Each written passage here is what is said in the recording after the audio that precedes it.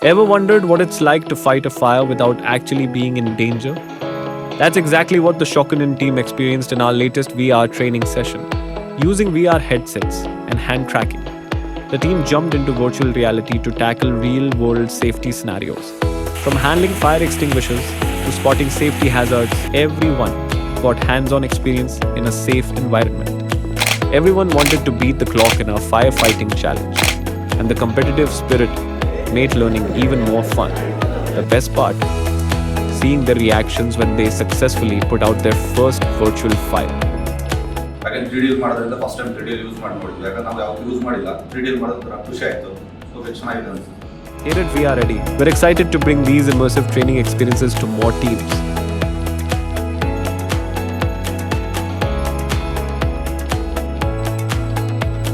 When you combine virtual reality with hands-on learning, magical things happen.